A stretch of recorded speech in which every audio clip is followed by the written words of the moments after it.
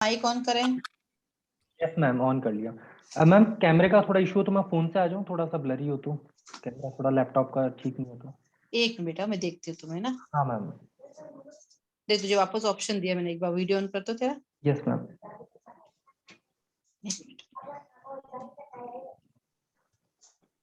ना, दिख रहा है ठीक है। ओके मैम, एक आपको मैं पिन और कर। ये ना इंटरव्यू है इसका, खुशबू सीबीआई के लिए। तुम्हारे कौन से वाले में हुआ है? एपीपी कौन सा एपीपी वाला? मैम। दिल्ली वाले में या जनरल वाले में? Ma'am CBI APP. सीबीआई। अच्छा मैम करण, आप आप कहाँ से बिलोंग करते हैं? मैम सर मैं जयपुर से बिलोंग करता हूँ, फागी के अंदर अगर विलेज। मैं एक बार मैं आपको पिन कर दूं आपके, मैं पूरा देख नहीं पा रहा, एक सेकंड। कैसे होता है इसमें?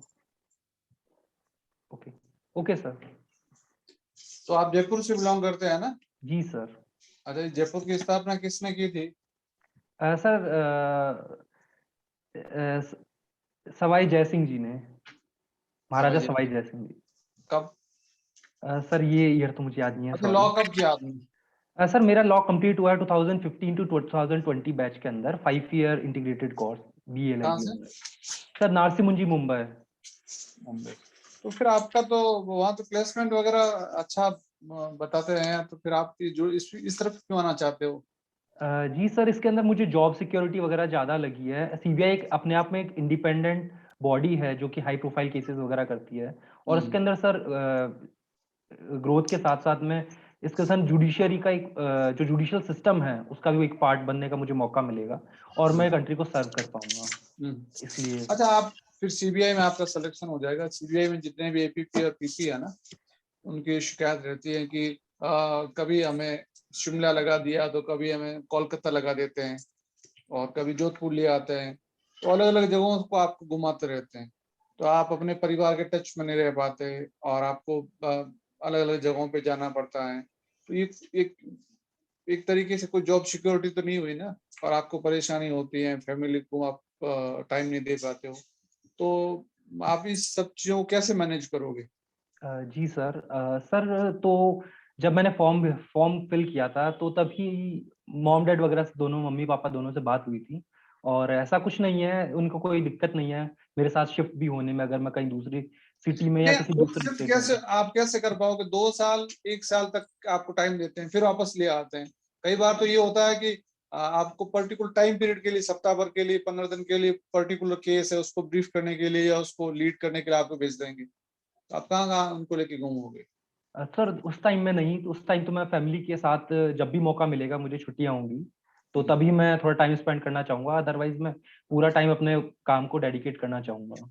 अच्छा यार, आप इतने अच्छे इंटेलिजेंट आदमी हो, क्यों एपीपी में और ये बनना चाहते हो? तो आपको तो जुडिशरी की तैयारी करनी चाहिए और आपको जज बनना चाहिए। आप क्यों ये इसमें आना चाहते जी सर, वो बात भी है, ऑफ कोर्स सर, अपना अपना नजरिया है देखने का।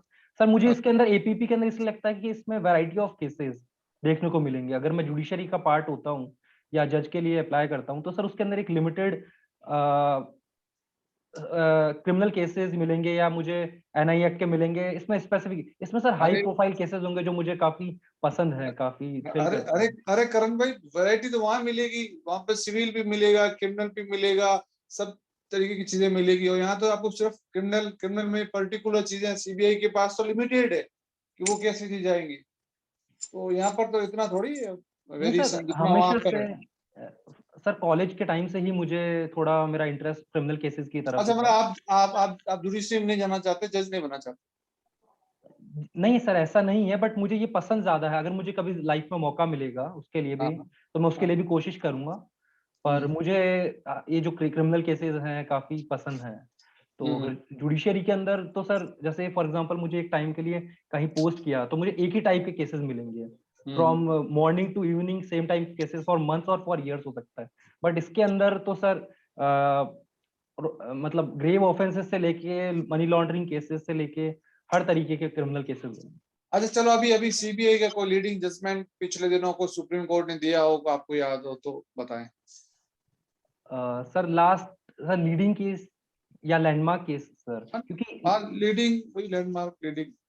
सर एक मुझे जो केस याद आ पा रहा है वो बेल का केस है, मुझे टाइटल याद नहीं आ पा रहा है। बट उस केस के अंदर बताया गया था कि जो सीबीआई के मैटर्स हैं उनके अंदर आप सिर्फ और सिर्फ स्टेट गवर्नमेंट ही विड्रॉ कर सकती है। फॉर एग्जांपल अगर कोई केस चल रहा है और सडनली क्योंकि according to section 6 of DSP act क्या होता है कि कंसेंट स्टेट से ही लेनी पड़ती है आपको अगर उनके मैटर्स हैंडल कर, तो उस केस के अंदर आप सिर्फ उन मैटर्स में ही रिवोक कर सकते हैं जो आप दे रहे हैं। जो कंटिन्यूस मैटर जिनमें इन्वेस्टिगेशन चल रही है उन मैटर्स के आप कंसेंट रिवोक नहीं कर सकते। और किसी भी मैटर के अगर स्टेट गवर्नमेंट के अलावा हाई कोर्ट और सुप्रीम कोर्ट ने अलाउड किया है उसको तो आप विड्रॉ कर ही नहीं सकते। अच्छा ठीक है, आपने अब केस विड्रॉ की बात की, अगर कोई गवर्नमेंट एम्प्लॉई है उसके खिलाफ प्रोसिक्यूशन सैंक्शन गवर्नमेंट ने इशू कर दी, सैंक्शन दे दी, क्या उस सैंक्शन को भी विड्रॉ कर सकती है क्या गवर्नमेंट? सर अगर वो सेंट्रल गवर्नमेंट का एम्प्लॉय है तो उस केस के अंदर विड्रॉ नहीं कर सकते हैं। स्टेट? सर स्टेट के अंदर तो सिर्फ और सिर्फ स्टेट गवर्नमेंट ही परमिशन दे सकती है और वो रिवोक भी कर सकती है। नहीं, केस का नहीं कह रहा हूँ मैं, तो कह रहा हूँ प्रोसिक्यूशन सैंक्शन जो होती है वो प्रोसिक्यूशन वापस ले सकती है। ना सर स्टेट नहीं ले सकता है।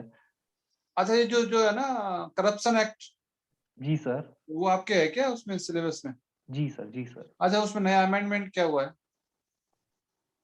आई एम सॉरी सर, मैं अभी रिकॉल नहीं कर पा रहा हूँ। मुझे पता है सर 2018 का अमेंडमेंट आया बट मैं अभी हाँ रिकॉल वही, नहीं कर पा रहा हाँ हूँ। हाँ। अच्छा, ये आप ये बताओ मुझे कि ये जो फंडामेंटल राइट्स है और फंडामेंटल ड्यूटीज है, इन दोनों में के बीच में मेन डिफरेंस क्या है? Okay sir, fundamental rights enforceable है सर। कोई भी सिटीजन या कोई भी पर्सन जिसका फंडामेंटल राइट वायलेट होता है वो डायरेक्टली सुप्रीम कोर्ट और हाई कोर्ट को अप्रोच कर सकता है। बट यही फंडामेंटल ड्यूटीज सर, फंडामेंटल ये एनफोर्सिबल नहीं है कोर्ट ऑफ लॉ के अंदर। ठीक है।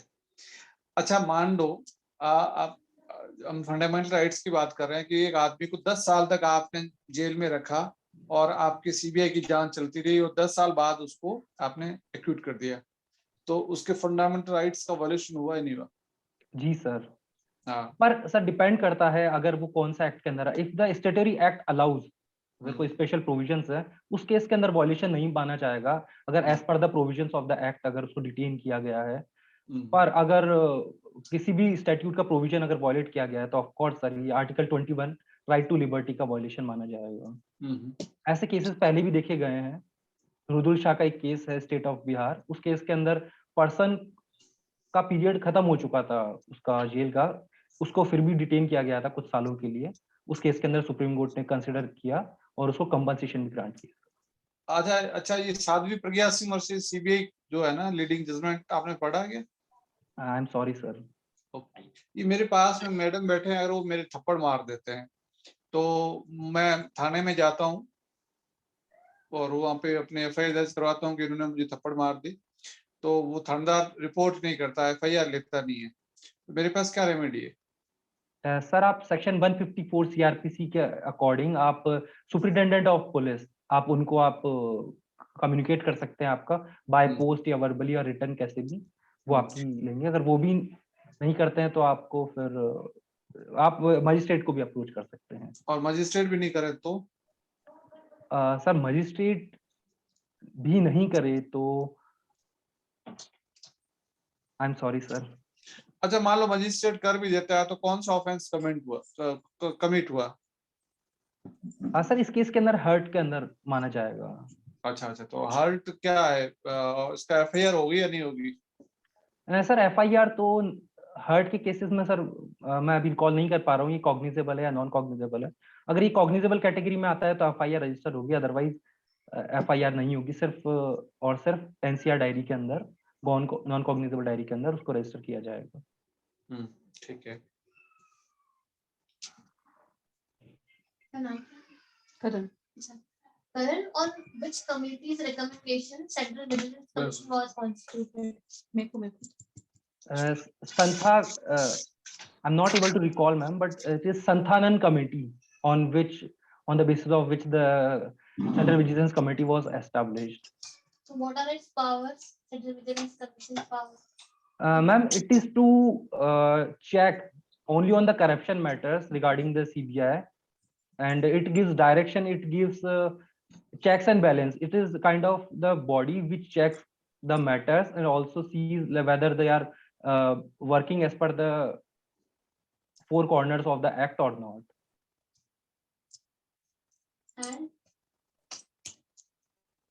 and it also contains the few provisions regarding the Lokayukt and the Lokpal Act, which gives power to lodge a complaint regarding the offenses, the corruption cases. Karan, what are your views on Arushi Talwar case judgment? Ma'am, Arushi Talwar case was like it is one of the case which was never came to a conclusion, because there were different conclusions. The state police took the different view and the CBI took the different view. So I don't have much opinion on that, because I personally never read the judgment and the case profile. But the thing only I know is there were different opinions. There was never a conclusion, and many a times I have seen or read that the evidences were not fabricated, but they were destroyed because there was delay in investigation and other things, and so it resulted into the bad result of the investigation. Don't you think this post of CBI APP, you'll be having a lot of pressure, even political pressure you're going to have? So how will you manage? Ma'am, I don't think there will be much pressure. Everyone knows. बच्चे को पता होता है कि we know that. Yeah, ma'am, but the job of the public prosecutor is to represent whoever the parties, whoever does an offense against the state, it is to represent. And I believe that doing the duty does not put me in a bad situation or something. Even if some pressure comes, I will communicate it. They will to my bribe you seniors. not to speak. Then? No, ma'am, I will do my job honestly. Ma'am, my job is to represent the state, to put cases, those who are giving bribe or putting corruption in the system. So I don't think it will affect me. I will put a complaint against them only. One more question. Can a search warrant can be issued against a husband of a minor wife under section 97 of CRPC? Ma'am, can you please repeat the question? Can a search warrant can be issued under section 97 of CRPC against husband of a minor wife? Minor wife? Yes, ma'am, it can be against anyone when the female is not present. It is kind of habeas corpus. The section 97 is like habeas corpus, where the female is not there, or if you want to put search, then you can put search warrant against anyone. I think. Are you sure? Yes, sir. अच्छा, CBI का first director कौन था? Sir, it was Mr. DP Kohli who established the whole CBI thing. अच्छा, और अभी कौन है director? Currently, he is Mr. Subodh Kumar Jaiswal. As far as I know. Supreme court ने कौन सी जजमेंट में ये कहा था कि सीबीआई एक सोने के पिंजरे में बंद तोता है? I'm sorry, sir. I'm not able to recall the. अच्छा, ठीक है, तो आप सीबीआई सुप्रीम कोर्ट के साथ एग्री करते हैं या नहीं करते? क्या करते हैं सर? ऑनरेबल सुप्रीम कोर्ट के जजमेंट के साथ एग्री करते हैं या नहीं करते उनके ओपिनियन के साथ? जी सर, नहीं सर। सर ये उस टाइम की बात है 19 की, जब सीबीआई को एक इंडिपेंडेंट बॉडी के जैसे नहीं, बट नहीं, अभी का जजमेंट है ये, प्राइम मिनिस्टर मनमोहन सिंह थे तब का है, अभी का है। जी सर, बट उसके बाद के अंदर सर काफी डेवलपमेंट्स आए हैं, काफी चेंजेस आए हैं, जिसके अंदर क्या रिफॉर्म हुए सीबीआई में, क्या जैसे?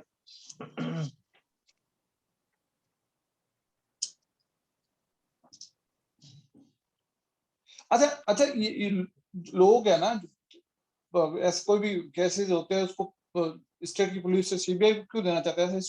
ऐसा स्पेशल पावर ऐसा क्या होता है कि जिसे लोग सीबीआई को देना चाहते हैं, क्यों?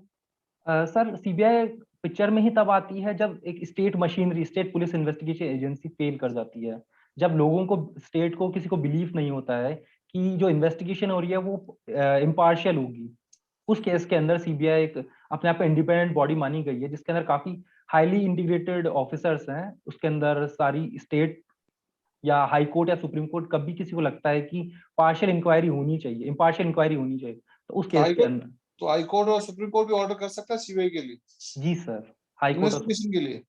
जी सर, जब भी किसी केस के अंदर सुप्रीम कोर्ट और हाई कोर्ट के सामने ऐसी कोई पेटिशन फाइल की जाती है, ऐसी एप्लीकेशन फाइल की जाती है कि इस केस को एक स्टेट मशीनरी के अंदर इंडिपेंडेंटली नहीं किया जाएगा, तो उस केस के अंदर हाई कोर्ट और सुप्रीम कोर्ट कौन से आर्टिकल में लिखा हुआ कि ऐसा कोई पिटीशन फाइल कर सकते हो सीबीआई के लिए, सीबीआई की आप डिमांड कर सकते हो कि सीबीआई इंक्वायरी करे इसमें?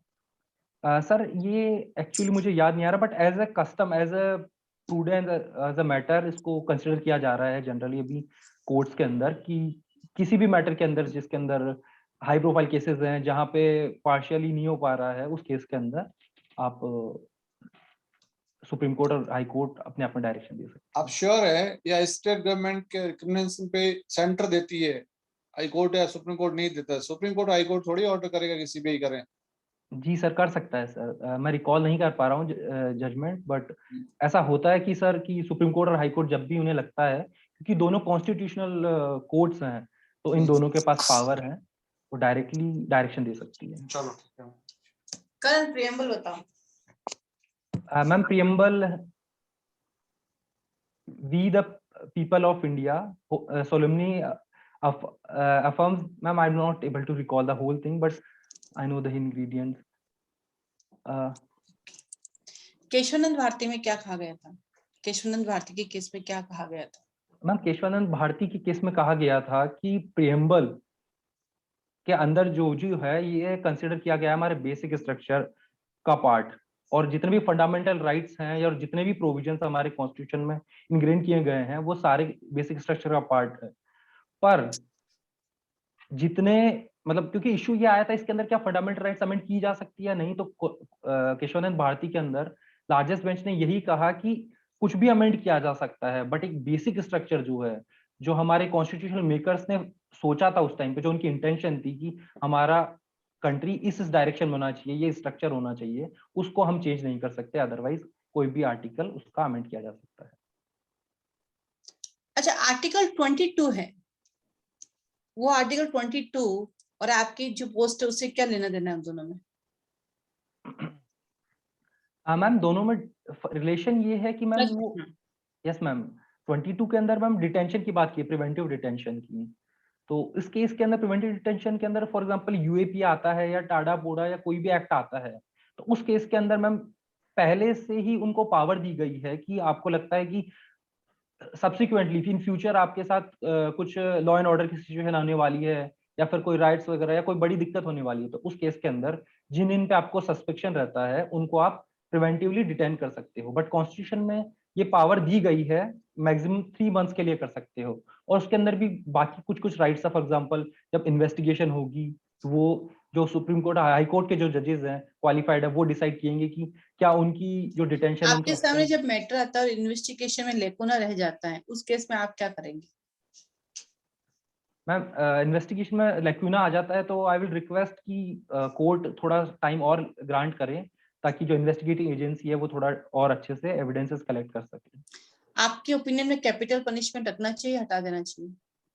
मैम मेरे ओपिनियन में कैपिटल पनिशमेंट का भी प्रेजेंटली इतना इफेक्टिव नहीं रहा है, जैसे कि हम और कंट्रीज में भी देख सकते हैं कि जहाँ पे कैपिटल पनिशमेंट है वहां पे भी खास कोई ज्यादा इफेक्ट नहीं आता है। मेरा ओपिनियन ये कि मैम इसको रेट्रीब्यूटिव की जगह इसको रिफॉर्मेटिव थ्योरी के अंदर और प्रमोट करना चाहिए, ताकि जो कन्विक्ट्स हैं वो रिफॉर्म हो सके और सोसाइटी का एक पार्ट बन सके और अपना कंट्रीब्यूशन दे सके। तो आपके अकॉर्डिंग जो 12 साल से कम की लड़कियों के रेप हो रहे हैं, उनको मारा जा रहा है, 6 साल की लड़कियों से कम के रेप हो रहे हैं, मारा जाए, उनको भी अपन डेथ सेंटेंस ना देख के उनको रिफॉर्मेशन करते रहे उनका भी?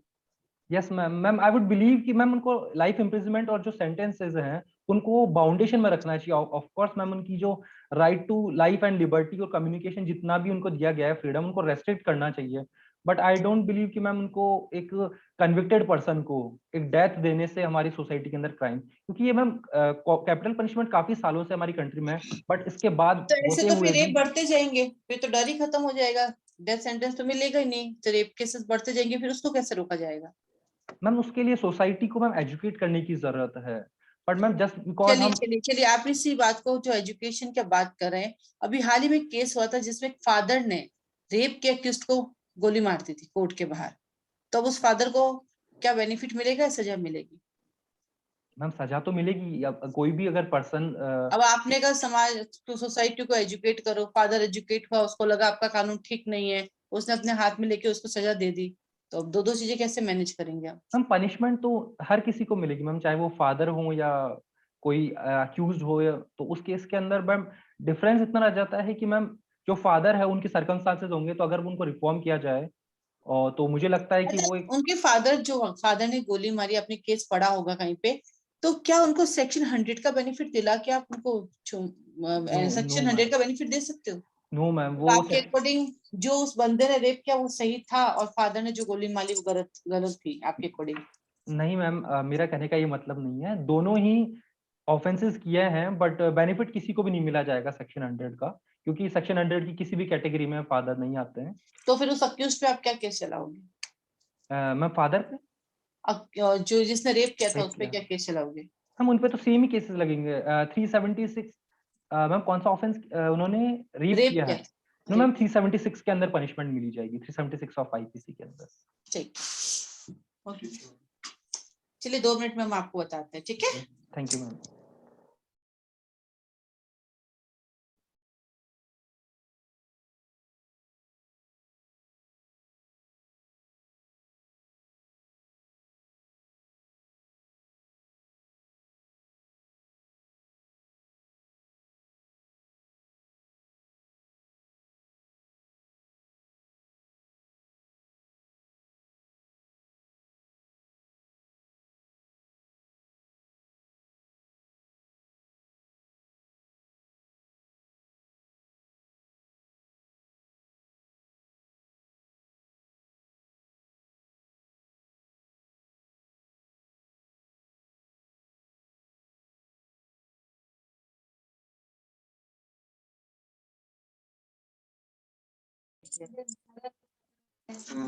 अच्छा करण, आप प्रैक्टिस करते हो क्या?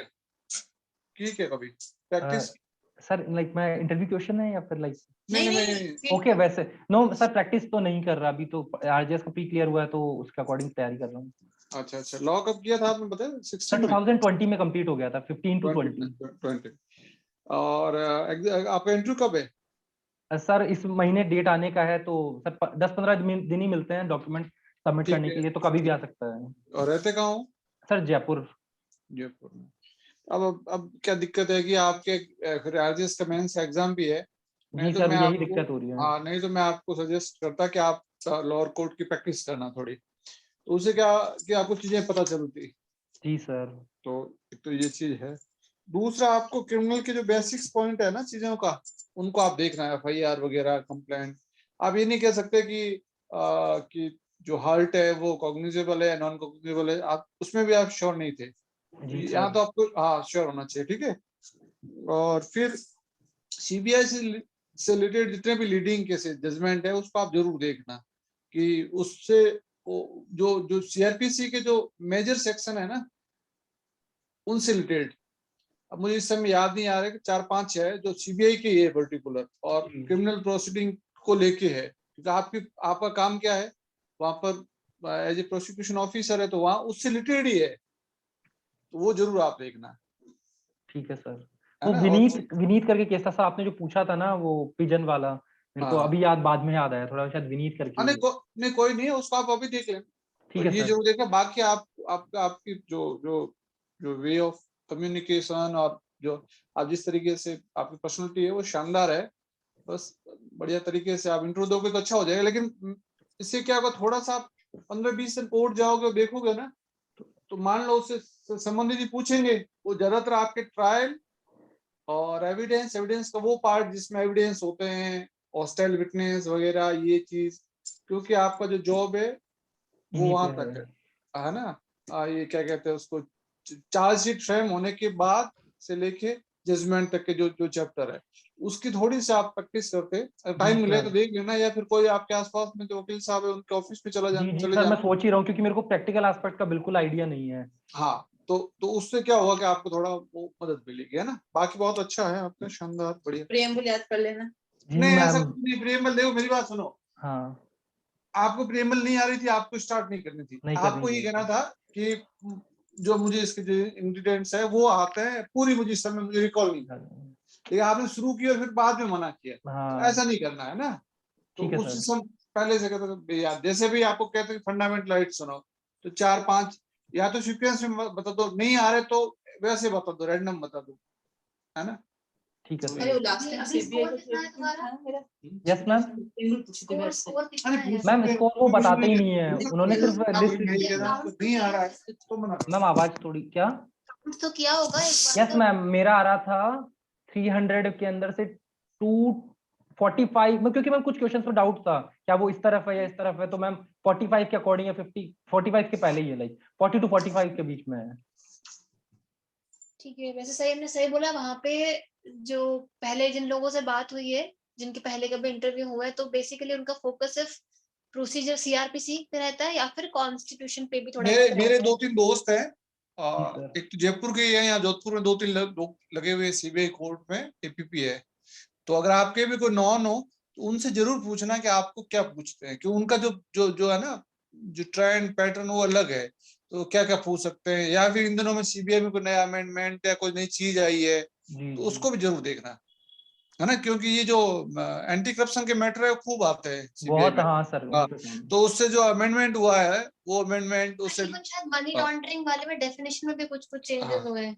मैंने एक्चुअली मैम इन दिनों पढ़ा नहीं ना, वापस एग्जाम टाइम में पढ़ा और फिर अभी पढ़े ही नहीं हाँ। इन दिनों में, तो मेरे को इतना याद ही नहीं है। मतलब जब भी पढ़ो तो मैम इन यस चीजों मैम, को ध्यान स्टार्ट करना ही पड़ेगा मैम, टाइम यानी नहीं कि लगेगा। बेसिक वो मोटा मोटा आपको थोड़ा सा गो थ्रू हो जाना, नहीं तो ऐसा नहीं कि डिटेल में जाने की जरूरत नहीं है, मोटा मोटा आपको लगेगा ये चीजें हैं वो आप देख लेना।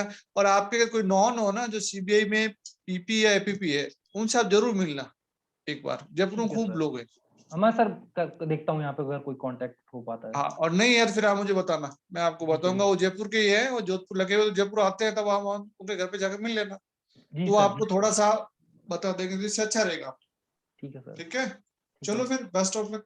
Thank you sir. Umakant, ma'am मैं अटेंड कर सकता हूँ आगे के, हाँ आगे आप बैठ, वीडियो ऑफ कर लेता हूँ। होने के बाद बिठा रहे अपन, ठीक है, वीडियो ऑन कर दो, बैठ जाओ क्लास में। Umakant, good afternoon ma'am. Good afternoon sir.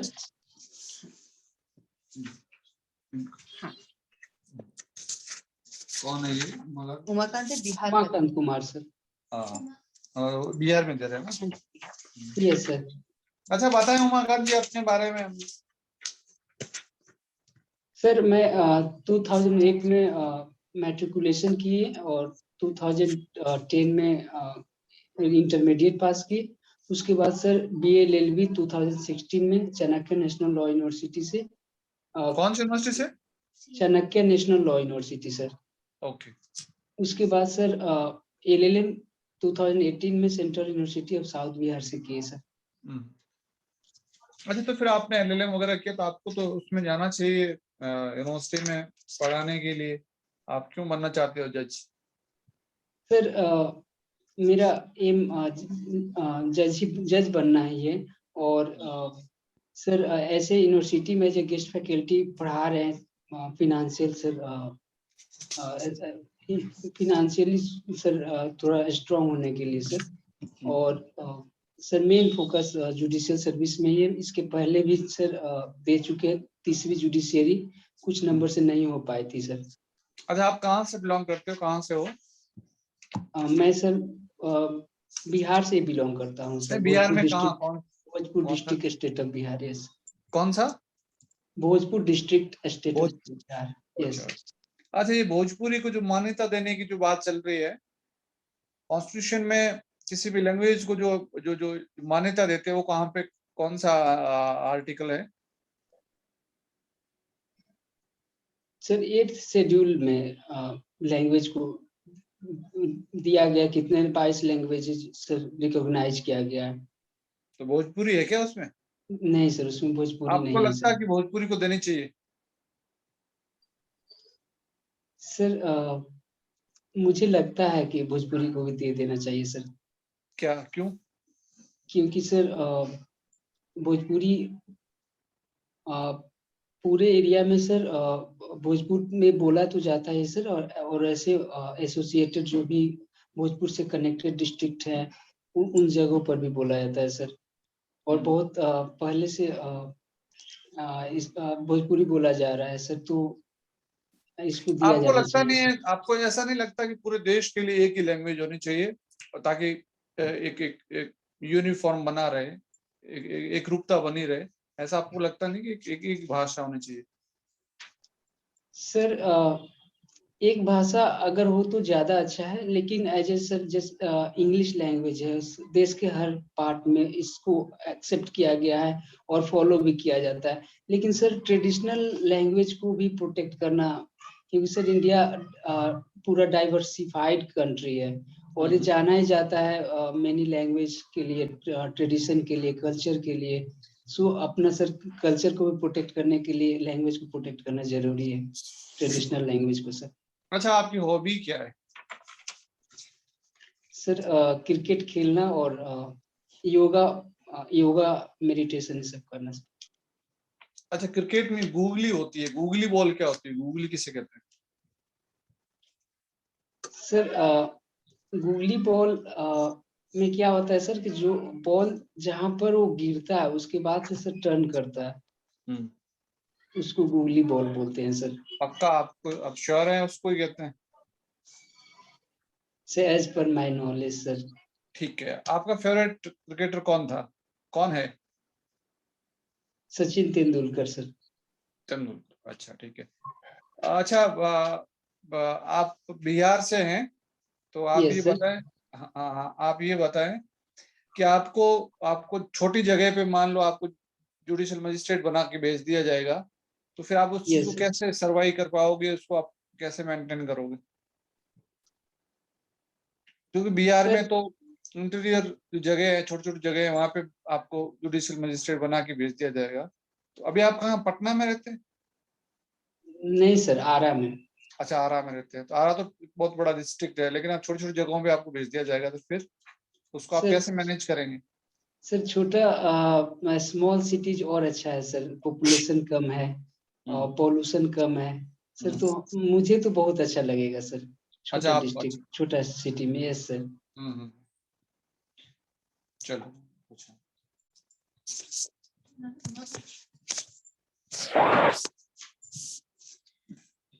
आपका एलएलएम किस सब्जेक्ट में था? मैम कॉर्पोरेट लॉ में मैम। अच्छा, कॉर्पोरेट लॉ में। Yes ma'am. और उसमें कुछ ऑनर्स था आपके बीएलएलबी में? नो मैम, उसमें सभी सब्जेक्ट्स थे। अच्छा, अच्छा बताइए उमाकांत जी, रिट्रैक्टेड कन्फेशन क्या होता है? मैम रिट्रैक्टेड कन्फेशन में एक बार कोई पर्सन कन्फेशन दे चुका होता है और at the time of trial उस कन्फेशन से मैम अपोजिट व्यू देने लगता है, रिट्रैक्ट कर जाता है। मैम बोलता है कि नहीं, जो कन्फेशन दिए वो वॉलंटरली नहीं दिया गया था, तो रिट्रैक्टेड कन्फेशन हो जाएगा मैम। तो मान लीजिए पहला जो कन्फेशन था वो जुडिशियल मजिस्ट्रेट के सामने था और उसके बाद में रिट्रैक्ट करना चाह रहा है कोई, उसके बावजूद क्या उसे कन्विक्ट किया जा सकता है? मैम रिट्रैक्टेड कन्फेशन में उसका बहुत वीक एविडेंसरी वैल्यू हो जाती है मैम, तो as a substantive piece of evidence नहीं हो सकता है। ऐसा कोई लीडिंग बट जजमेंट, इससे रिलेटेड कोई लीडिंग जजमेंट आपको कोई नहीं ध्यान सर, में आ अभी रहा? अभी रिकॉल नहीं कर पा रहे हैं सर।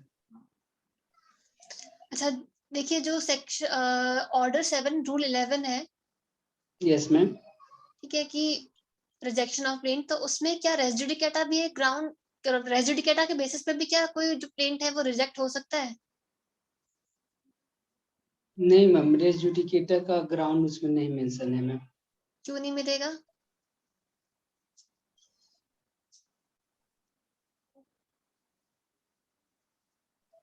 मैम स्पेसिफिकली वो ग्राउंड रेस जुडिकेटा का मेंशन नहीं है। मेंशन नहीं है, पर आई थिंक शायद उसके रूल सब रूल 4 में ऐसे कुछ बात कर रखी है। एक मिनट,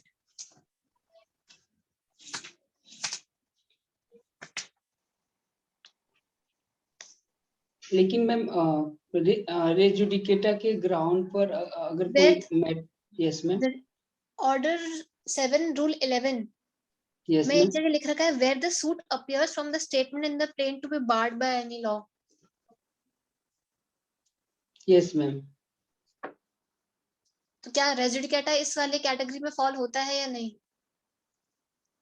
मैम हो सकता है फॉल मैम। अच्छा, डॉक्ट्राइन ऑफ एक्लिप्स और सेवरेबिलिटी, इन दोनों में क्या डिफरेंस है? मैम डॉक्ट्रिन ऑफ एक्लिप्स में कोई भी लॉ अगर फंडामेंटल राइट्स को वायलेट करता है तो उसको मोरिबंड कंडीशन में रख दिया जाता है। जैसे ही वो एक्टिव होता है उस लॉ को फिर से एक्टिव कर दिया जाता है तो एक्टिव हो जाता है मैम, हो सकता है। और डॉक्ट्रिन ऑफ सेवरेबिलिटी में क्या होता है कि अगर कोई लॉ फंडामेंटल राइट को वायलेट कर रहा है तो उसमें देखा जाता है कि मैम उस स्पेसिफिक प्रोविजन को उस कोड से हटाने के बाद क्या कंप्लीट कोड बच रहा है। अगर कंप्लीट कोड बच रहा है तो उस एक्ट को वैलिड डिक्लेयर किया जाता है और ऑफेंसिव पार्ट को वाइड डिक्लेयर किया जाता है मैम। तो डॉक्ट्राइन ऑफ एक्लिप्स है वो सिर्फ और सिर्फ प्री कॉन्स्टिट्यूशनल लॉज पे अप्लाई होता है या पोस्ट कॉन्स्टिट्यूशनल पे भी अप्लाई होता है? मैम ये दोनों post pre constitutional law and post constitutional law दोनों पर एप्लीकेबल होता है मैम। बट कई जगह तो बोला जाता है कि अगर कोई लॉ है जो अगर बेसिक स्ट्रक्चर को वायलेट कर रहा है तो वाइड अब इशू हो जाता है, तो फिर पोस्ट कॉन्स्टिट्यूशनल लॉज पे कैसे अप्लाई होगा? मैम प्री कॉन्स्टिट्यूशनल लॉ कोई है अगर फंडामेंटल राइट को वायलेट कर रहा है तो वाइड अब इशू होता है। लेकिन अगर कोई लॉ पोस्ट वो कॉन्स्टिट्यूशनल वाइड लॉ है इशू कैसे होगा? नहीं ma'am, post constitutional law wide अब इशू और होता अगर है। पोस्ट कॉन्स्टिट्यूशनल पे भी अप्लाई होता है तो कोई केस लॉ बताओ यस जिसमें मैम, बोल रखा है। Sagir Ahmed versus state of Uttar Pradesh, Deepchand versus state of Uttar Pradesh क्या कहा था इसमें? और महेंद्र लाल जैन वर्सेस उत्तर प्रदेश। मैम इन तीनों केसेस में बोला गया है कि केवल पोस्ट कॉन्स्टिट्यूशनल लॉ पर एप्लीकेबल होगा। लेकिन मैम एक केस है Ambika Mills ma'am Ambika Mills versus state of Gujarat, उसमें बोला गया था कि pre constitutional law and post constitutional law दोनों पर एप्लीकेबल होगा मैम। बट वो पर्टिकुलर एक ही आर्टिकल पर होगा, सब पे नहीं होगा, पूरा फंडामेंटल राइट्स पे नहीं होगा। कौन सा आर्टिकल है? नहीं मैम, नहीं रिकॉल कर पा रहे मैम। डोमेस्टिक वायलेंस है। कैविट टेम्परेचर से क्या समझते हो? कैविएट इम्पेटर का मतलब मैम होता है बायर्स बी अवेयर, कि अगर कोई भी बायर गुड्स खरीदने जा रहा है तो वो उसको अवेयर होना चाहिए कि जो भी उसमें जो भी पेटेंट डिफेक्ट है उसको देख करके खरीदे मैम। ये अगर प्रोविजन कहाँ दिया हुआ है? Sales of goods act ma'am. Okay, 3 तलाक के बारे में आपकी क्या ओपिनियन है? 3 तलाक। यस मैम, 3 तलाक को अनकॉन्स्टिट्यूशनल डिक्लेयर कर दिया गया है क्योंकि मैम इसमें 3 बार अगर कोई हस्बैंड मुस्लिम कम्युनिटी का 3 बार अगर तलाक बोल देता था तो इरेवोकेबल फॉर्म ऑफ तलाक हो जाता था, तो जिसके कारण आपके ओपिनियन में इसको अनकॉन्स्टिट्यूशनल करना सही है? यस मैम, इन मुझे माय तो ऐसा ओपिनियन लगता है कि वो इजी प्रोसेस था। अब तो तलाक के केसेस की भरमार बढ़ रही है हमारे कोर्ट में।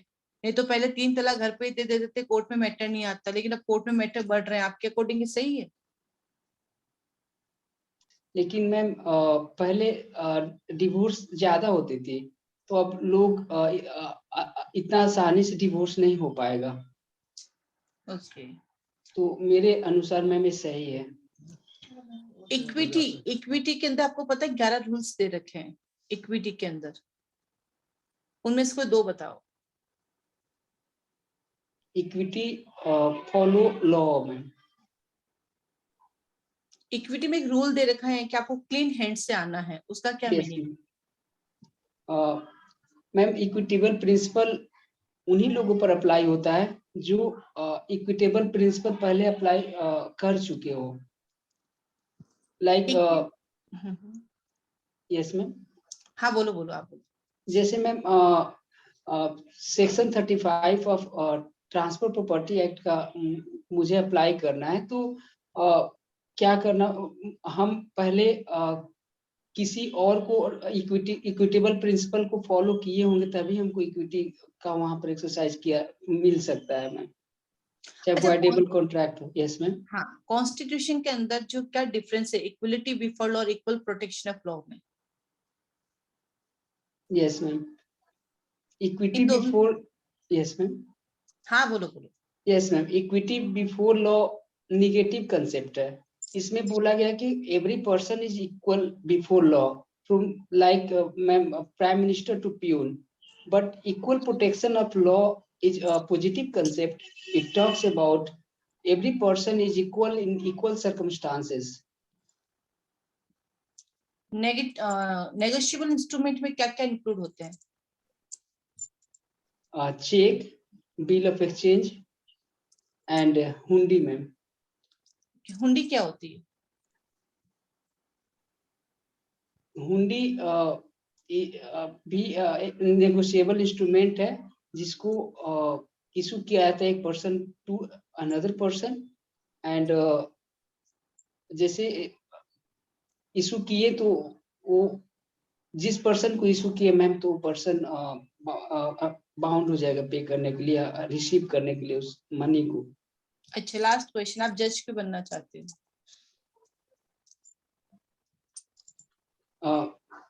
मेरा मैम मेरा पैशन है जज बनना, क्योंकि I am very good listener, and also ma'am judiciary is noble profession and there is independence of judiciary. In that I can independently can give justice to the people.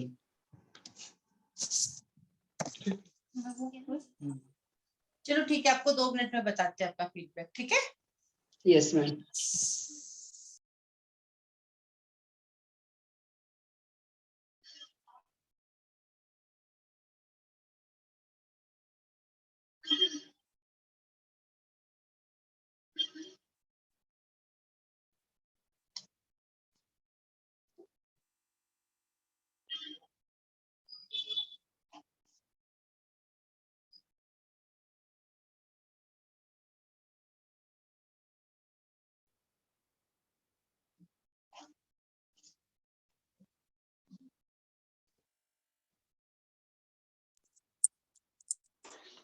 अच्छा उमाकांत जी, आपने और भी interview दिए पर? अभी जनरल क्वेश्चन पूछते हैं आप, है ना? अभी आपसे जनरल क्वेश्चन पूछ रहे हैं, इंटरव्यू नहीं ले रहे आपका। पहले दिए इंटरव्यू आपने? यस मैम, यस सर, पिछली बार तीसरी जुडिशियरी में दिए थे। कौन सी, बिहार में? यस सर, बिहार अच्छा जुडिशियरी। अच्छा, क्या रहा आपका? कि रिटर्न में ठीक नहीं थे या इंटरव्यू नंबर ठीक नहीं थे, क्या रहा, क्यों सिलेक्शन नहीं हो पाया? रिटेन में भी थोड़ा नंबर कम था और इंटरव्यू में भी कम था सर। अच्छा, तो आपको क्या लगता है, आपके अंदर क्या कमी है जिस वजह से नहीं हो पा रहा है? सर अब हो जाएगा सर। हो जाएगा ना? यस सर, पहले उस समय नॉलेज में भी थोड़ा कमी थी सर। और कम, हाँ वो तो फर्स्ट Yes, अटेम्प्ट में रहता है। चलो फिर, अच्छा आपका ओवरऑल बढ़िया है, लेकिन थोड़ा आप कॉन्फिडेंटली आंसर किया करो। आपको जो आ रहा है तो उस पे उस तरीके से बात करो और आराम से अपना जवाब दो। Yes, और sir. जो बेसिक्स है उसको थोड़ा ठीक करो, है ना?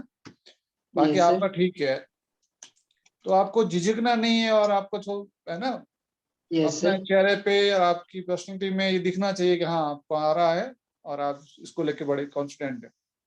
Yes, sir. है ना? चलो Yes, फिर, sir. कब है एग्जाम, कब है आपका इंटरव्यू, कब है? अभी डेट नहीं आया है सर। डेट नहीं है, तब तक आप फिर और ज्यादा एक्सरसाइज करो, मॉक की, मिरर के सामने या घर के किसी के साथ, दोस्तों के साथ जो और लोग दे रहे हैं उनके Yes, साथ sir. बैठकर, और उसको Yes, sir. आप छोटे छोटे आंसर फ्रेम करो कि भाई मुझे इस क्वेश्चन का ये आंसर करूंगा, इसका ये करूंगा, रेस जुडिकेटा क्या है, ये चीज क्या है, कौन से ऑर्डर है sir. जिनकी अपील नहीं होती है, ये वो इस तरीके से छोटे छोटे आंसर आप खुद बनाएं और उसको Yes, देने sir. के लिए आप प्रैक्टिस करें। Yes, sir. Okay, best of luck. Thank you, sir. Thank you, ma'am. Gajendra, yes ma'am.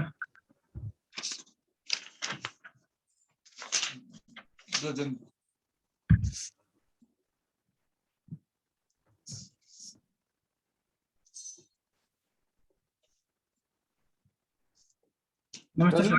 Gajendra बताएं अपने बारे में थोड़ा सा, आपका ना उसको क्या कहते हैं, इसको सही वीडियो को करें, ऊपर सही वीडियो कर, तेरा आप सर हाँ, कट कर थोड़ा और सा थोड़ा सा कौन सा स्टेट से? एमपी, बच्चा अपने जोधपुर जोधपुर का ही है। अच्छा, लग रहा है ना जोधपुर का आदमी। तो बताएं गजेंद्र भैया अपने बारे में। सर मेरा नाम गजेंद्र जोशी है, मैं राजस्थान जोधपुर का निवासी हूँ। मैंने मेरी graduation BSc Lachoo memorial college of science and technology से वर्ष 2016 में उत्तीर्ण की है। उसके पश्चात मैंने एलएलबी वर्ष 2019 में जय नारायण व्यास यूनिवर्सिटी जोधपुर से उत्तीर्ण की है। अरे जयनारायण व्यास कौन थे? सर ये फ्रीडम फाइटर थे सर। अच्छा, और क्या थे? सर ये राजस्थान के मुख्यमंत्री भी रह चुके हैं सर। अच्छा अच्छा अच्छा, आप जोधपुर से हो। ये जोधपुर के जो रेलवे स्टेशन के बाहर एक मूर्ति लगी हुई है घोड़े पर बैठे हुए आदमी की, वो कौन है? तो पता नहीं सर। अच्छा, पता नहीं। एक आप जोधपुर में कहाँ रहते हो, कौन सी कॉलोनी में रहते हो? सर पूरी पत्ता नहीं हाउसिंग बोर्ड। पूरी भक्ता सिंह की तरफ। अच्छा, ये जो आप उधर जाते हो तो वहां पे एक अमृता देवी सर्कल आता है ना? Yes sir. ये अमृता देवी कौन थी? सर एक अमृता देवी विश्व समाज से बिलोंग करने वाली एक लेडी थी, जिन्होंने अपना खेजड़ी आंदोलन में पेड़ों से चिपक कर अपना बलिदान दिया था सर। अच्छा, आपने एलएलएम भी कर रखा है ना? नहीं सर। एलएलएम नहीं कर रखा। और लॉ आपके लॉ हुआ है 2018 में? 2019 में सर। 19 में हुआ। अच्छा, प्रैक्टिस भी की आपने? प्रैक्टिस नहीं की? नहीं सर। इससे पहले कोई आपने इंटरव्यू दिया क्या? सर राजस्थान में दिया था सर एक। अच्छा 2019 वाली वैकेंसी। राजस्थान में? Yes sir. अच्छा अच्छा, ठीक है। अच्छा, हॉबी क्या है आपकी गजेंद्र? सर मेरी हॉबी योगासन करना सर। योगासन। बाबा रामदेव के अलावा और कौन योग गुरु है हिंदुस्तान में? बाबा रामदेव के अलावा सर पंडित श्री रविशंकर, श्री सदगुरु जी। ये आपने इनको कब योगा करते हुए देखा? सर इनके बारे में मैंने अभी महाशिवरात्रि पर रिसेंटली देखा था सदगुरु जी का। महाशिवरात्रि पे तो कोई मेडिटेशन करवाया होगा, लेकिन योग टीचर थोड़ी, योगा गुरु जैसे योग बाबा रामदेव जिस तरीके से एक्सरसाइज करवाते हैं वो है, इस तरीके से आपने इनको करते हुए देखा कभी? नहीं सर, वो स्पिरिचुअल देखा था सर, उसके अलावा कुछ नहीं। अच्छा, आप योगासन में क्या करते हो?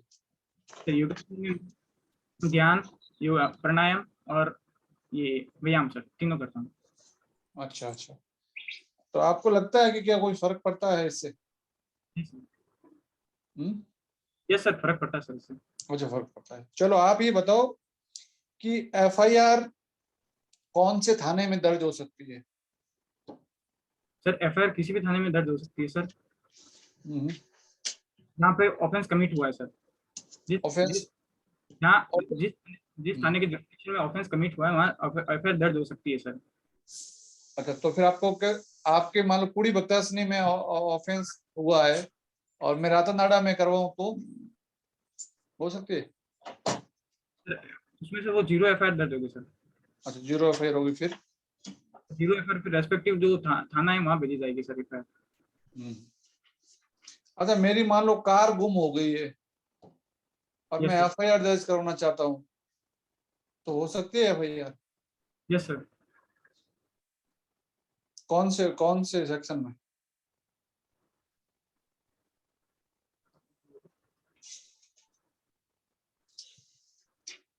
सर हैं? 380 ये तो चोरी का, मैं तो कह रहा हूँ मेरी कार गायब गुम हुई है, मैं नहीं कह रहा हूँ चोरी हुई। रिकॉल नहीं कर पा रहा हूँ। अच्छा, कोई बात। अच्छा, ऐसे कौन क्रिमिनल में, सीआरपीसी में ऐसे कौन से अपराध है जिनकी अपील नहीं होती? Yes sir. सर कोई भी पेटी ऑफेंस, पेटी ऑफेंसेस के बारे में सर, जिसमें 375 और 376 में बता रखा है कि कौन कौन से मैटर में अपील नहीं होगी सर। 375 में बता रखा है कि अगर कोई ऑनरेबल हाईकोर्ट के समक्ष कोई प्लीड गिल्टी करता है तब उसकी अपील नहीं होगी। और अगर कोई सेशन कोर्ट या अन्य किसी कोर्ट के समक्ष अगर प्लीड गिल्टी करता है 375 में, तो उसके समक्ष sir only question of law पे होगी, अन्यथा नहीं होगी सर। और अच्छा, आप मध्य प्रदेश जुडिशरी का इंटरव्यू देने जा रहे हो ना? Yes sir. अच्छा, आप राजस्थान से हैं और आपका मध्य प्रदेश जुडिशरी में हम आपका सिलेक्शन क्यों करेंगे? क्योंकि जब आपका कल राजस्थान में सिलेक्शन हो जाएगा तो आप तो राजस्थान चले जाओगे, तो हम आपका यहाँ सिलेक्शन क्यों करें? सर मैंने मेरे कैरियर के रूप में न्यायिक सेवा को चुना है सर, मैंने किसी राज्य को विशेष प्राथमिकता नहीं दी है। अगर मैं मध्य प्रदेश में सिविल न्यायाधीश वक्त देते पर अगर मेरा सिलेक्शन होता है तो मैं मेरे सब लक्ष्य को साकार कर पाऊंगा सर। अच्छा, अभी जो एनआई एक्ट में जो संशोधन हुए, अमेंडमेंट हुए हैं, यस सर। क्या क्या अमेंडमेंट हुए? एक सर 173 और 148 में हुए सर। 173 सॉरी सर 143A और 148। उसमें क्या है? सर 143A में सर इंटरिम कंपनसेशन के बारे में बताया गया है कि ड्यूरिंग ट्रायल कोई अगर इंटरिम कंपनसेशन के बारे में बताया। उससे फायदा क्या, बेनिफिट क्या, पर्पज क्या है इस अमेंडमेंट करने का, आपको क्या लगता है? सर जो विक्टिम होता है या कंप्लेनेंट होता है उसको कंपनसेट करना सर, इसका मेन ऑब्जेक्ट है sir.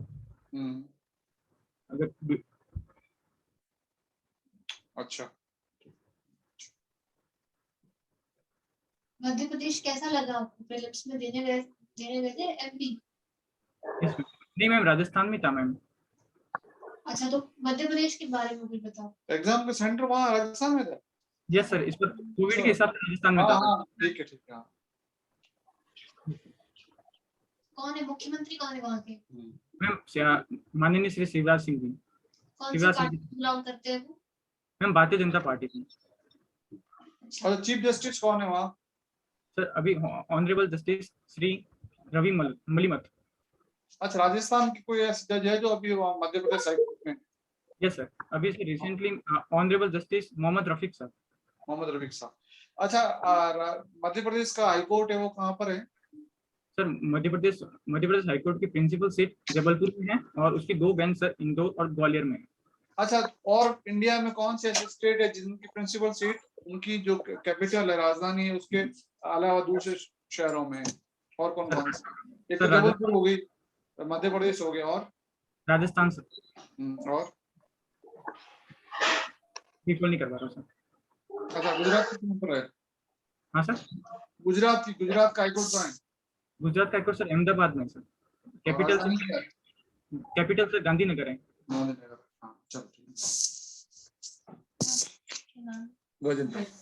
So, anticipatory breach of contract क्या होता है? एंटिसिपेटरी कॉन्ट्रैक्ट मैम, अगर कोई कॉन्ट्रैक्ट जो कोई एक पार्टी अगर कोई अपना अगर कोई कॉन्ट्रैक्ट में एक पार्टी ने अपना परफॉर्मेंस कर दिया है और दूसरा पार्टी जो अपने परफॉर्मेंस करने के लिए विलिंगनेस नहीं है या रेडिंगनेस नहीं है, तो वो पार्टी उसका कॉन्ट्रैक्ट को रिवोक करवा सकता है, बीच करवा सकता है मैम। एंटिसिपेटरी कॉन्ट्रैक्ट एक्ट का मैम शायद कंफर्म नहीं, 37 या 38 हो सकता है मैम। अरे सेशन ट्रायल किन किन केसेस में है?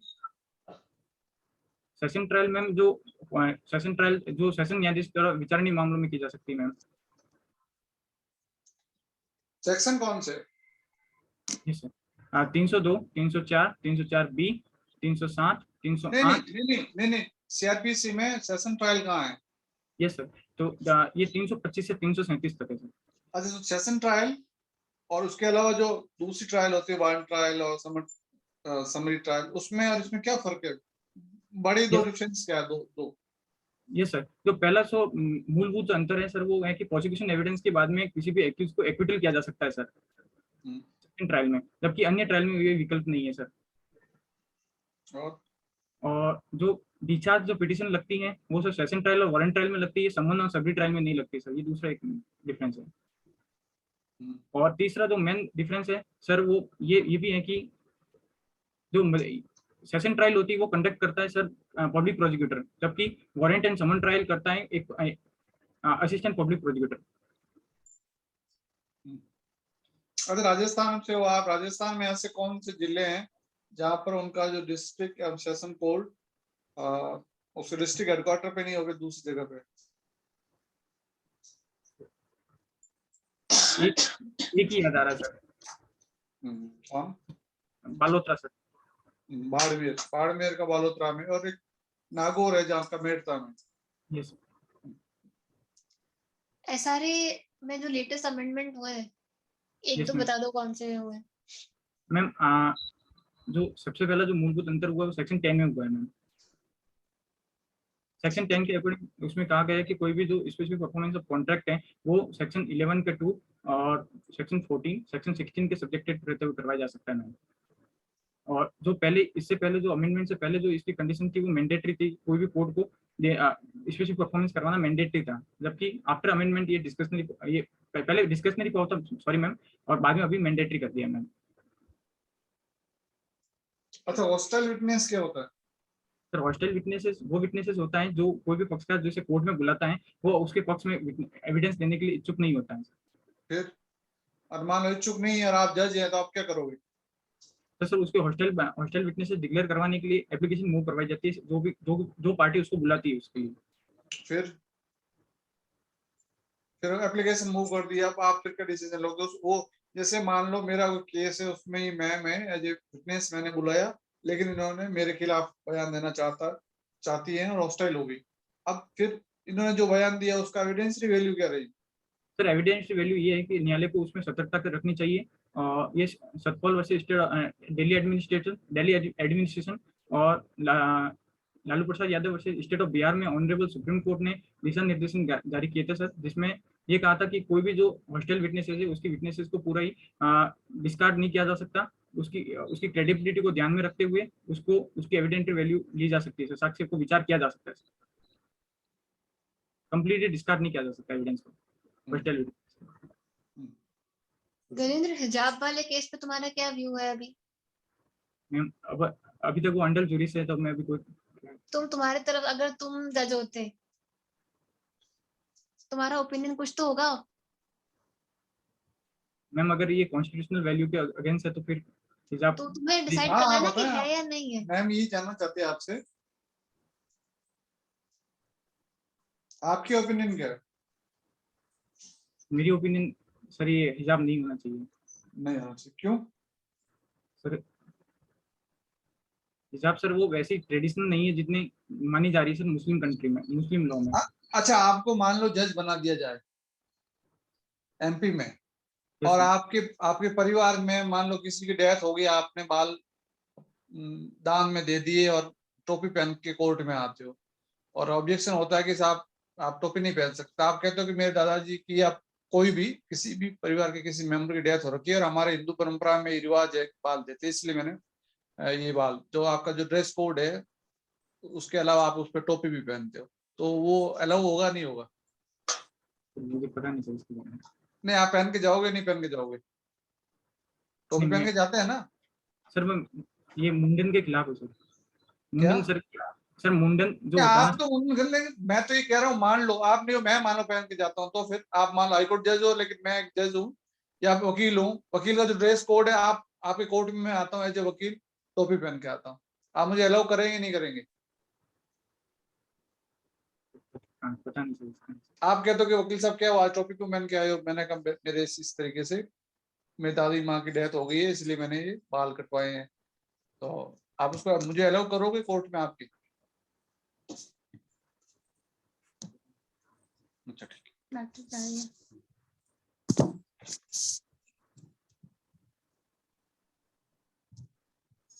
एक मिनट रुकना है ना, मेरे को याद नहीं है, तो जाएंगे तो कोई दिक्कत नहीं। जितने एक सवाल आप पूछ लो।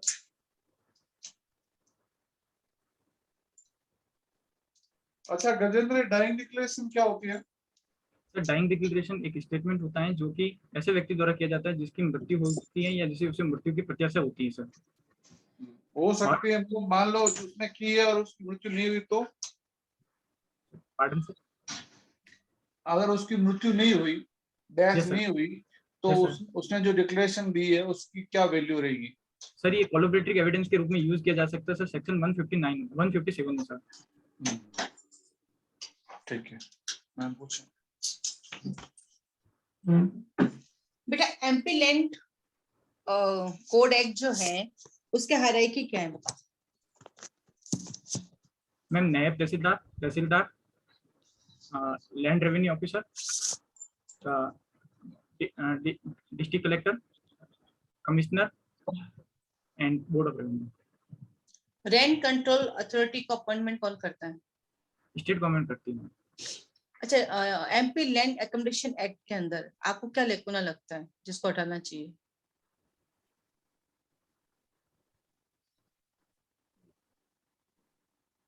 एमपी लैंड अकोमोडेशन एक्ट में क्या कमियां लग रही हैं जिन्हें हटाना चाहिए? मैम स्टैंडर्ड रेंट के बारे में। स्टैंडर्ड रेंट के बारे में, ओके। वहां पे रिवीजन की एप्लीकेशन कहाँ लगाते हैं? एमपी लैंड अकोमोडेशन एक्ट में रिवीजन की एप्लीकेशन कहाँ पे और कितने दिन में लगाई जा सकती है? ऑनरेबल हाईकोर्ट के समक्ष लगाई जा सकती है और 90 डेज में। ओके। अच्छा, सीपीसी में रिवीजन की एप्लीकेशन कितने टाइम में लगती है? सीपीसी में भी 90 डेज में लगती है। ओके। नेगोशिएबल इंस्ट्रूमेंट एक्ट आपने पढ़ा होगा। Yes ma'am. इसमें जो अभी अमेंडमेंट हुए हैं, क्या आपके अकॉर्डिंग अमेंडमेंट जो है वो सही है? Yes ma'am. कौन से अमेंडमेंट हुए अभी हाल ही में? मैम 143A और 148। ओके। उसमें थोड़ा सा अजीब सा प्रोविजन बना दिया है कि आप 20% पहले एडवांस देने पड़ेंगे, फिर केस हार गए तो आपको विद इंटरेस्ट वापस देना पड़ेगा, बट तो आपसे कंप्लेनेंट तो पैसे डिमांड ही नहीं कर रहा है, फिर भी आपको सेक्शन सही लग रहा है? मैम उसको कंपनसेट करने के लिए ही बनाया है सर। ओके, चलिए। स्पेसिफिक रिलीफ एक्ट के अंदर सेक्शन 12 क्या कहता है? सेक्शन 12 में पार्ट परफॉर्मेंस के बारे में बताता हूँ। करवाया जा सकता है? यस मैम, जो सब्जेक्ट टू जो ये इसके सब सेक्शन है मैम 2, 3 और 4 के सब्जेक्ट में रहते हैं। ओके। अभी हाल ही में जो है इसमें एक नई शेड्यूल ऐड कर दी इंफ्रास्ट्रक्चर लेकर, उसके बारे में कुछ जानते हैं आप? मैम इतना पता नहीं है इसके बारे में। ठीक है। आपकी हॉबी क्या है? मैम योगासन करनी है। अच्छा, बता दीजिए। हाँ हाँ, ठीक है ठीक है ठीक है, गजेंद्र बताते हैं फिर आपको वापस। अभी बता देते हैं। अब तो हाँ, बताओ आप। तो लॉ तो बहुत ही अच्छा लगा। हाँ, आपका अच्छा। और इवन हॉबीज भी तुरंत होता ना कि मन गढ़ंत नहीं लग रही थी, लग रहा था कि हाँ ये सच में तो मेरी हॉबी है, तो बहुत अच्छा लगा। और ठीक है, मुझे लगता है कि ये स्टेट इशू भी मतलब वो लोग पसंद करेंगे तुम्हें। हाँ, नहीं ऐसा कोई इशू ऐसा नहीं। है। हाँ, यानी हमारा पैनल कह रहा है तुम्हारा सिलेक्शन पक्का हाँ हो बिल्कुल। जाएगा। और जब पैनल ये कहते हैं ना सिलेक्शन पक्का है, तो देख के लेना होता है। बस आपका रिटर्न कितना अच्छा है उस पर डिपेंड करेगा, बाकी इंटरव्यू में आपकी परफॉर्मेंस अच्छी है। ड्रेस भी अभी भी तुमने मॉक इंटरव्यू के लिए भी काफी अच्छा तो वैसा। नहीं, ड्रेस तो सब लोगों ने जैसे आज सबको वैसे पहले जो भी पहनने आए थे उन लोगों की भी अच्छी ड्रेस है। सब उसी और- ड्रेस में आंसर।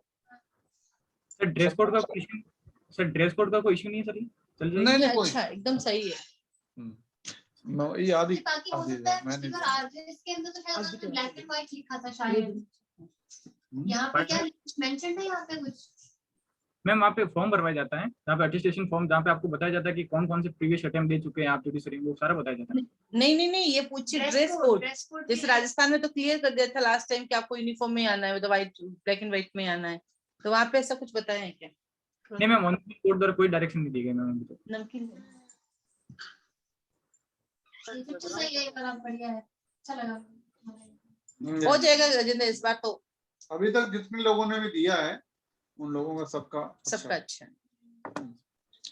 Thank you sir. हाँ जी। पवन, एक बार जिशान से बात करना, उसका टेक्निकल इश्यू जो था वो सॉल्व हुआ क्या? जिशान ऑन करे एक बार अपना। कर लिया जिशान से बात मैम, जिशान है ना? जिशान अपना माइक ऑन करे। क्या कम की? मैं वो कम क्यों नहीं आ मैंने इसलिए ही पूछा क्या कम की। मैंने क्या घर पे गेस्ट आए तो उसमें पी ली, सुबह पी ली, अभी आपके चाय में बहुत कम पीता हूँ। ठीक है, खुश वाले में डाल दे, खुश थोड़ी सी नहीं, तो और भी है ज्यादा। मैं नहीं पीऊंगा।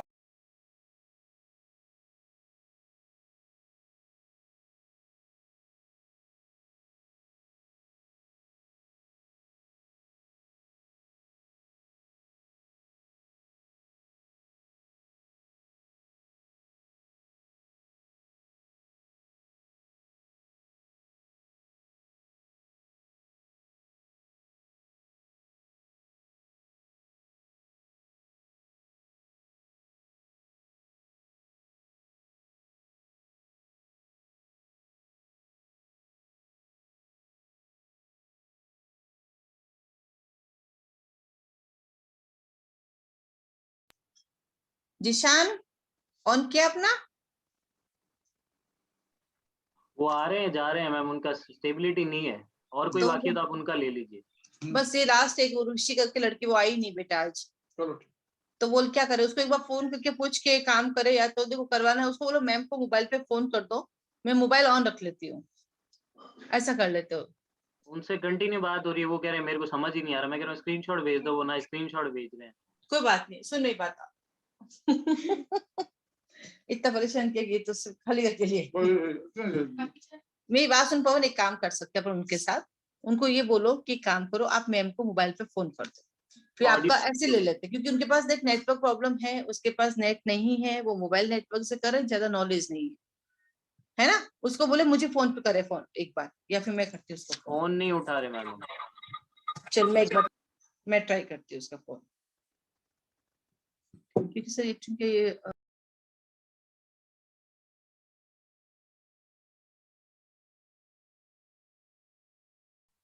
मैम अभी इस मीटिंग में तो कोई बाकी नहीं है ना?